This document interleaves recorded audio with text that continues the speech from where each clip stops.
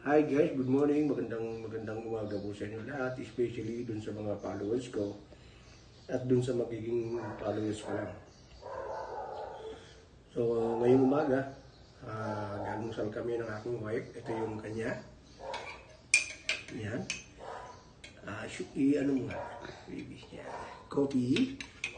At siya, yung kanyang Quaker Oats. Ayan. Yung kanyang Sky Plate. But, may main reason kung bakit ako nag-video ngayong umaga. Hindi ko na matiis. No?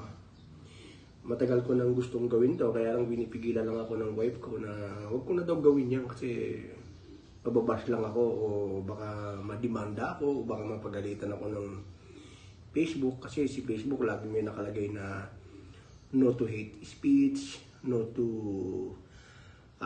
kung ano-anong mga bawal sa kanya. Pero nakikita mo naman sa Facebook, pag browse mo, nakikita ng mga kabataan, may nagsisex, half body, yung mga masasamang salita na sexually invitation, mga ganon. Hindi naman nila nire-regulate. Ngayon, my main reason is ito. Itong white shoe cleaner, no? Kung makikita mo to sa Facebook, sa TikTok, sa kung ano-anong platform, napakaganda ng kanilang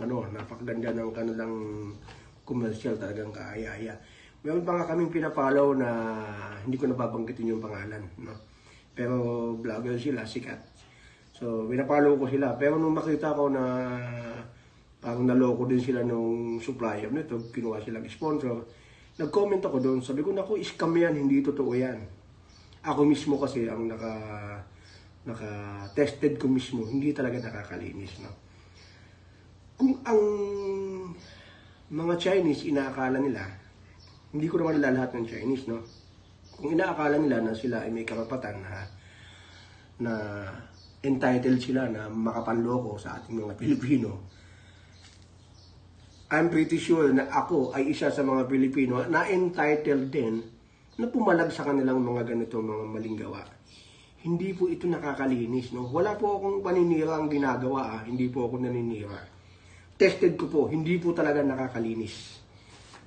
Nakita mo naman yung video ginagawa na, ito po yung isa. Nilinis ko na yung halos yung sapatos namin ng wife ko. Siguro ang mga naka-8 sapatos kami. Nilinis ko lahat yun.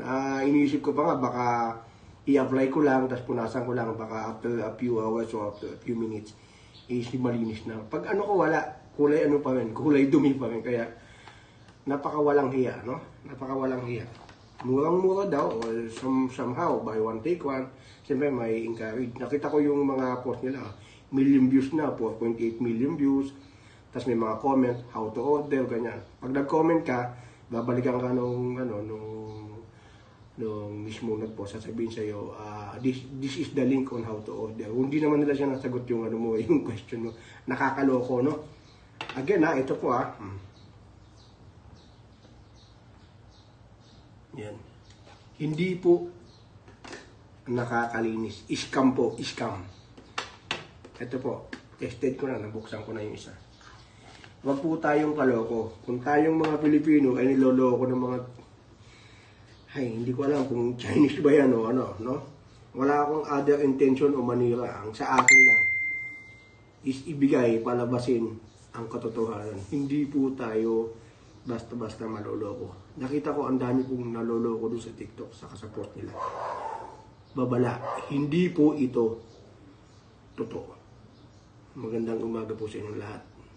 God bless.